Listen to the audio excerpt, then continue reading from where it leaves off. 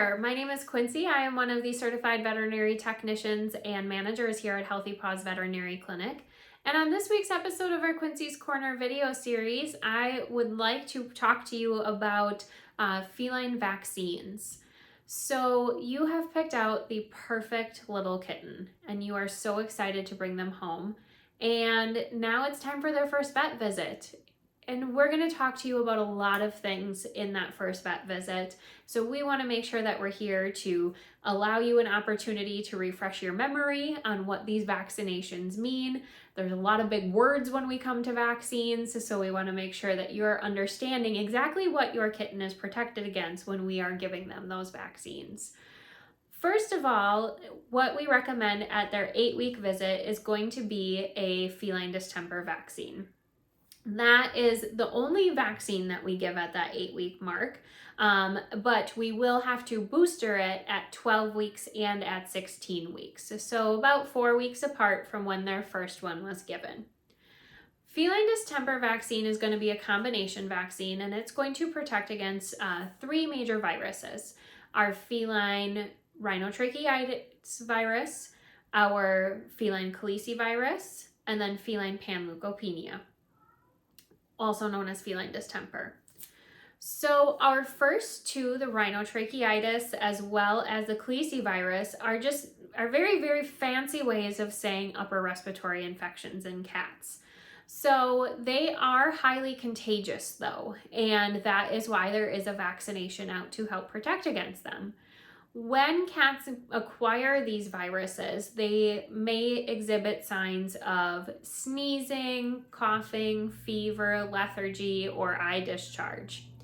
Those 2 viruses are also transmitted through those secretions. So if you've got a cat that's kind of sneezing all over the place, and then you bring a kitten into the household, there's a very, very good chance that they will come in contact with those secretions.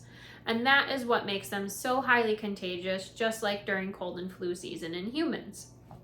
The third part of the distemper vaccine, that is the distemper portion, is going to cause more so bloody diarrhea, vomiting, dehydration, lethargy. And when we look at what transmits feline panleukopenia, is going to be things like contact with stool, contact with affected urine. Also, fleas can definitely transmit some of these things too. So that covers our distemper vaccine. So we are boostering at 8 weeks, we're boostering at 12 weeks, and we're boostering at 16 weeks.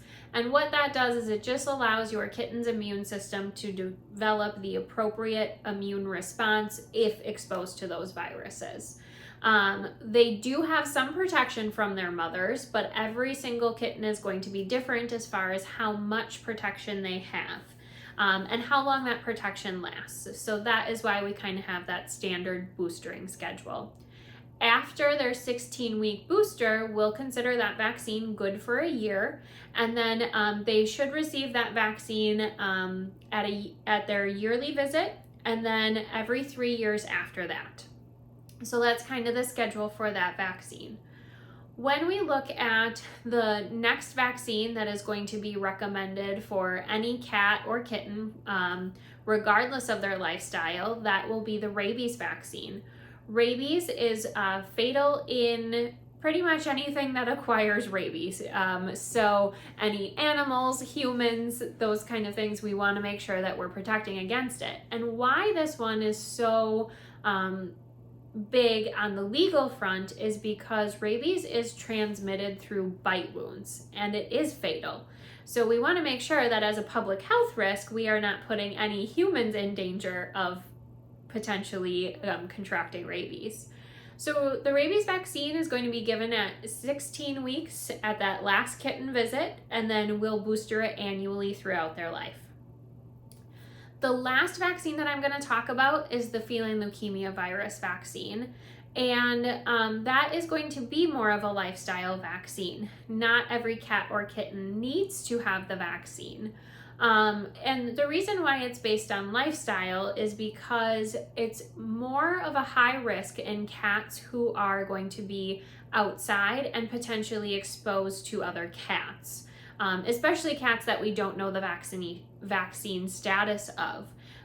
There are many stray cats around, all of which can be contracting and contributing to the spread of these viruses.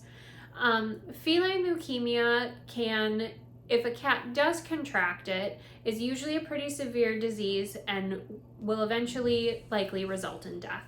And that is the sad thing about it.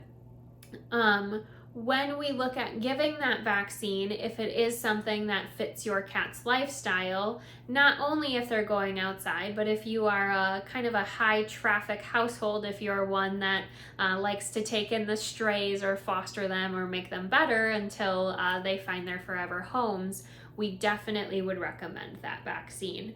That vaccine usually will give the first dose at their 12-week appointment and then their second dose at the 16-week appointment.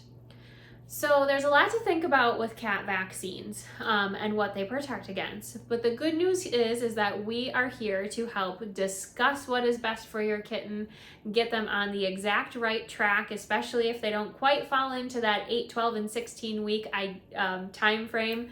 We are here to help make sure that your cat is taken care of from the time that they are those tiny little fluff balls to when they become the big fluff balls and when they're also experiencing their senior years.